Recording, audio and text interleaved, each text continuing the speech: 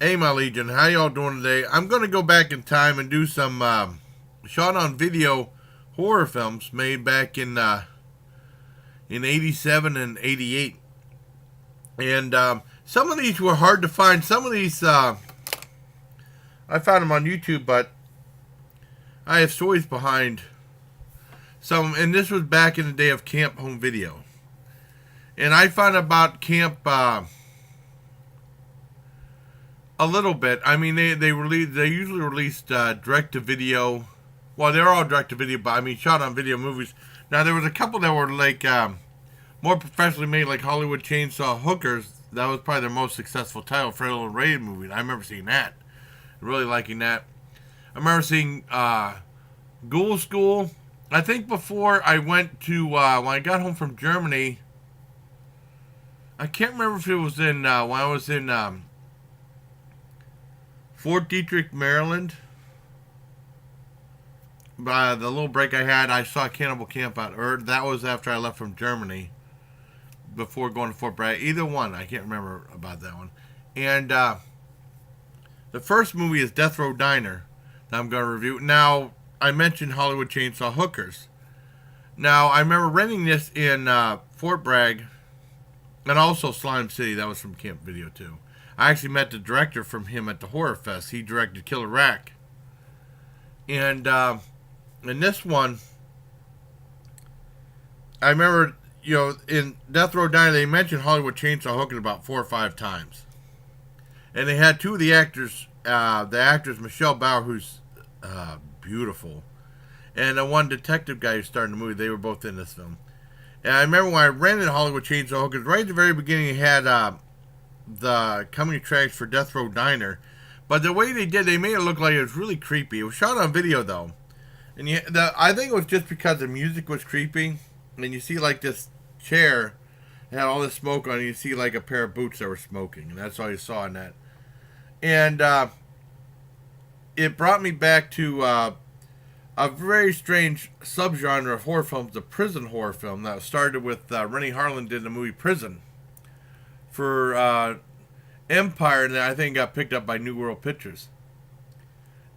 And it spawned some other movies like Destroyer, which had Lala Zato in it.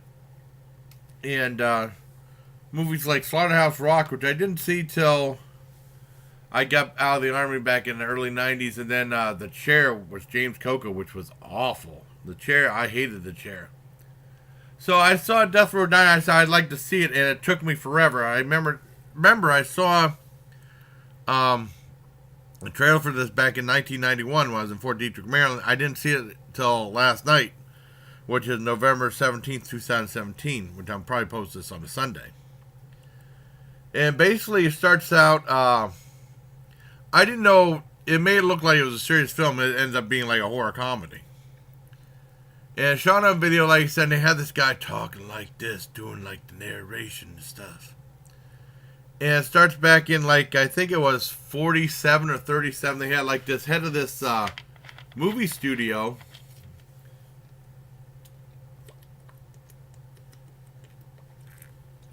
He had this movie studio. And for whatever reason, he got, there was trumped up charge, and he ended up getting electrocuted in an electric chair. And what happened was, they didn't give him his final meal. And they electrocuted him 5 hours early and said, "Where's my meal? I'm hungry. And then I didn't know where they're going to, and then he strapped him in and he goes, "This is worse than the airlines." He said, "Can I have some peanuts, please?" I knew it had been horror comedy then. Very low budget. And then he goes, I'm hungry. And they electrocute him, and they say present day. And they show this really tough guy going in an electric chair. And then they say cut and find this is a movie. And you see him and that one guy that played the detective in Hollywood Chainsaw Hookers fighting. And you see Michelle Bauer a little bit later in the movie. The one thing about the movie is they had like enough budget. It's very low budget, but they had enough budget that they could have made a entertaining film. But it's so disjointed, and it didn't make sense why everyone was fighting so much. You know, there was not much of an arc. except for the two characters. And just the way the film was all over the place, very sloppily done. And early in the movie, you see that guy come back. That guy who killed people come back. The makeup was awful. It was really bad. It looked like he had a bunch of things on the side of his face like this big. Makeup was terrible. And apparently he was like killing people very bad, very fake looking, and taking them back to like his lair where he would eat them. And like I said, it was very disjointed and very sloppily done all over the place. It didn't really get good until the monster captured the beautiful Michelle Bauer. And then it really took off and was entertaining. But I mean, it was like a kind of a, I don't know. I'm glad I saw it for free on YouTube. Still much better than Evil Bong, the two Evil Bong movies I saw. And then on the running time, it said an hour and 25 minutes. And then I found out it was like 15 minutes of coming attractions at the very end. And usually ones I've seen, I never saw the trailer for Hollywood Chainsaw because they had the trailer for that, which was just the opening sequence. The trailer for Evil Spawn, which I thought would be that made the trailer look really good. I saw that later on in the early 90s at when Jim and Sue's was open. It got torn down. And it's like Steve's car wash now. And they had like a little video run. They had video rental shops at all the at that time in the night. They had video rental places in all the grocery stores. They had one in Surefire. No, they had one in Country Fair, and they had one there. They had one in Surefire in the 80s, and they got rid of it. And then now in Surefire, they have something called Froggy TV or Froggy DVD. Now they finally put a red box outside of Dollar General. And they put that out there like a month or two ago. So we have Redbox and Froggy DVD anymore. We don't have the video rental places anymore. But this is back in the early 90s. I was very disappointed with Evil Spawn. It was actually really boring. I thought it looked like it'd be very entertaining. Bobby Breesty and John Carradine was in it, but it was a very boring film. And then they had like camp cable television doing like bikini arm wrestling. I didn't know they did anything like that. And that trailer for that was like 10 minutes. They stretched it out. I think they stretched it out to make it look like Death Row Diner was a good movie to get, which is pretty lousy. And there was like lots of references to camp motion pictures and stuff like that. I give Death Row Diner 6 out of 10. It ends with they showing a bunch of bloopers and stuff. I mean, it's if you can see it for free, maybe. But I mean, I would if you had a choice between that and maybe a Death Row Diner. I'd probably. I mean, the Evil Bong High Five. I definitely see Death Row Diner instead. Now the next movie is called Video Violence. 6 out of 10 for Death Row Diner, like I said. Next one's called Video Violence, and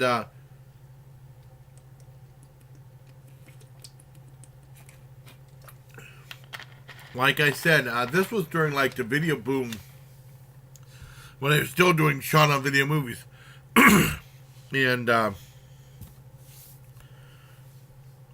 whenever that came out, I saw it in the early 90s. There used to be a video rental shop in Albion I had a membership to that my dad got me a membership to in the 80s. That's back when you had to pay for a membership. And he bought me a $30 membership for my birthday a long time ago.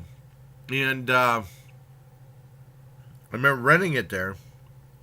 And since that place went out, been closed down, but it was open until like 2000, in 2001, 2002 or something like that. And then it shut down. And then there was a place called The Final Cut, which was close by. And then that shut down in like, 2006, 2007. So like I said, all we have now to rent, I don't rent movies. I watch stuff online and all this other stuff now because it's just an evolution. The only place now to rent DVDs is they have Froggy TV in Surefire, and then right outside Dollar General they have a Redbox. But we had like the mom and pop owned stores for a while. And the only store, Blockbuster's been gone for a while. The only one we have Film Fest Video, and there's one in Girard and one in Erie. And maybe one in, I don't know if there's one in Fairview or not. That's the last of the video rental place you can go to. Sorry. And like I said, this one, Video Violence is like, revolves around this video store. I saw it in '93, and this was a more of a serious shot on video film. Cinema Snob hated it, but he hates everything. And I have a cold. I'm sorry.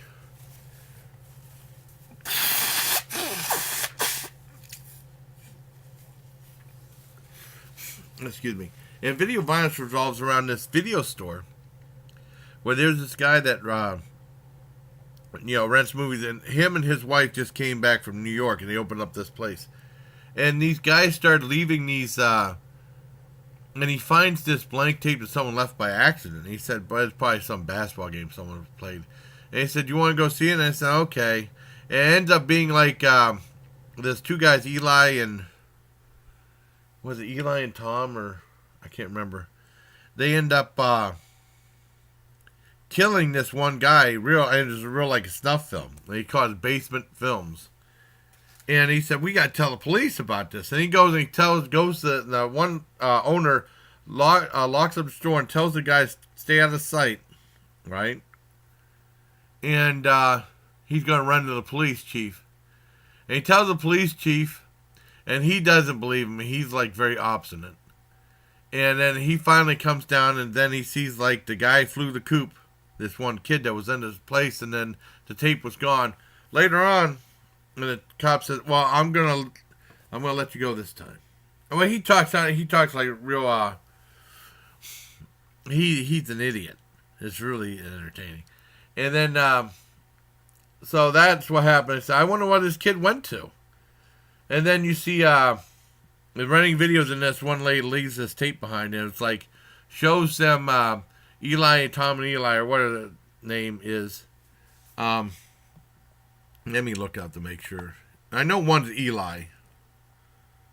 Let me see. I think it's Tom and Eli or Bobby and Eli. I hate it when I can't remember stuff. Video virus, IMDb.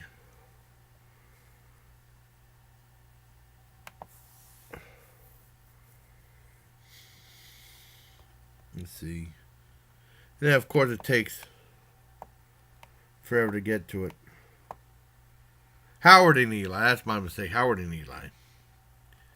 And they show them breaking. He has like some tools to break into the shop. And he said, this kid said, "You get out of here." And he had a knife and stuff. "Oh, come on, kid," and stuff like that. And then he gives them back the tape. And then the guys get him, and then they push him up like that, and I guess he gets strangled or something like that, and he's dead. And then they say, the guy grabs the tape, and he said he's going to take it to the cop. And he said, "Now I have proof about this." I said, "I'm getting tired of you telling me what to do, and tell me about these things. You're often drinking or drugs from New York." And stuff like he's talking like that to the sheriff. And he said, "Well, if you watch this tape, there's proof that this guy got killed." And he said, "Well, we have a VCR," and he says, and the sheriff's like, "Well, I'm not too sure about how you," and he kept putting it in wrong and stuff like that. And he said, I'm the sheriff, I'm putting it in. He went to play, and then he pressed record. That was obviously, wow. He said, "You're recording, you wasted the whole thing." "Now, I'm getting tired of your attitude, boy." And, yeah, I really liked it. I seen it, like I said, I saw it way back in 1990. Why I rented it 3 or 94, I can't remember why I rented it. And it was actually a very disturbing film because the snuff footage was pretty disturbing back then. I saw it a second time, and it was still disturbing. I saw it this time, and it was still somewhat disturbing. Not as disturbing as it was the first or two times I've seen it. Very serious take. I mean, I really enjoyed it. Now, Cinema Snob hated it, but I mean, Cinema Snob hates everything because he's a Cinema Snob. And then they had the sequel. Now, the sequel I heard about, it's weird because I heard about the sequel before I heard about this one. And oh,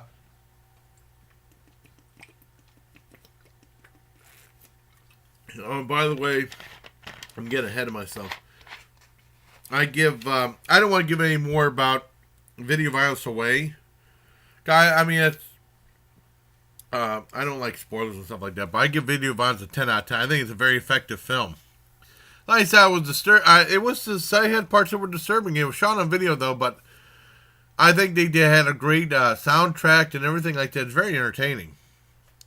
And like I said, I don't know how much that Cinema Snob is meant to be like a snarky take on these movies and stuff like that. Not supposed to like it, you know. And what happened was a sequel, Video Violence 2. Now, like I said, this was out of order. I never heard of Video Violence. I heard about Video Violence 2 by accident through Fangoria magazine. Now, when I was in Germany, they had Germany was really different. They had bookstores there. And they had bookstores and they had like magazines and they had Fangoria magazine. You can buy Fangoria magazine. And in Fangoria magazine, they used to have, like I said, back in the late 80s, early 90s, and in the 80s in general, they had like a thing, the video boom. And Fangoria was really good. They had like a thing of new releases that come out that month. And most of these things you couldn't find anywhere. And a lot of these sounded really good, at least their descriptions. And they mentioned Video Violence 2. And they said it's about a talk show where the host killed people on the show. So that's Video Violence 2. Now, Video Violence 2 is more comedic. Now, once again, shot on a video. Now, the one thing was, I looked all over for this movie. I couldn't find it anywhere. And if you looked at the comments for, and I saw it once again on YouTube. If you look on the comments for the of it on YouTube, someone said, "Boy, this was a tough find back then," and it was, because Camp Video ended up going out of business, or I think they came back in business. I don't know the exact history. I can't find the history of Camp Motion Pictures. They weren't around that long. I assume that making those shot-on-video movies had to cost some money. I don't know who funded it. Because with Hollywood Chainsaw Hookers, that was a combination of Camp Motion Pictures and American International Productions, which was, I think, Fred Olin Ray's company. So, I mean, it was a group production. And it was a more professionally made film. And like I said, that was their most popular film. And they had Video Violence 2, like I said, I couldn't find it. I saw it early in the week. I saw it, I think I saw it like 5 days ago. And like I said, it revolves around like this talk show. What happens is, it starts off with a prologue. They do like a Dracula type thing. And then they go from there, and they show like this newspaper reporter saying that there's been like a wave of like a video scrambling or signal scrambling where they get like this signal from another place. It ends up being like this Howard and Eli show. Like his talk show where they kill people in it. And then, the news reports talks about it over the credits. And he said, well, oh no, our signal's getting scrambled. Here comes the show. Don't say I didn't warn you and stuff like that. And it's a Howard and Eli show, and they come out and they tell a lot of jokes. And they redo the frog in the blender joke. And then they say something that made me laugh. And Cinema Snob, I saw a review Cinema Snob did, and Cinema Snob laughed at this too. It said, Rhett's black and white and can't get through a revolving door. And he said, none with a spear through a head. I laughed at that. That was funny. But I mean, some of the other jokes are so old. Like, he did like what green and red goes 100 miles an hour, frog in a blender. It's so old. I remember that joke from first, second grade, and I was born in 68. But the nut with the spear through her head was funny. And basically, they have like introduction. They have like the one guy, the heavyset guy was supposed to be Ed McMahon. They had a guy playing keyboard, and that was supposed to be more like Paul Shaver. But this was done more for laughs. And then they had home submissions of snuff films and stuff like that. And they brought like this girl actress on to say there was an audition, and then they end up just tired up and torturing her stuff. And, one of the submitted ones, they had like a fake commercial for like this monster that killed the kid. And it's not as well done, but it's still entertaining. There's one funny part. They kill the guy. The guy who on the keyboard gets shot. And before he dies, he grabs the microphone and says Rosebud. And then he does. It was so stupid. But, I mean, this was a very entertaining movie. I did enjoy it. Not as good as the first one. The first one was more serious and hard-hitting. I give this one a 8 out of 10. I mean, sometimes I think it spins its gears a little too much, But, I mean, it doesn't have enough to say. But 8 out of 10, I really enjoyed this. So I hope you like this review of Shot on Video horror films from Camp Motion Pictures. So until next time, everybody, please take care of my legion. And like I said, I have seen, I was looking for these movies for a long time. I just gave up. I said, hell with it. You know, I forgot, because even with that, I remember the game show, I remember that description, or that talk show where they killed, I remember the description from, I always wanted to see it. I couldn't remember what the heck it was called, and it was called Video Violence 2, and I found that out just by accident.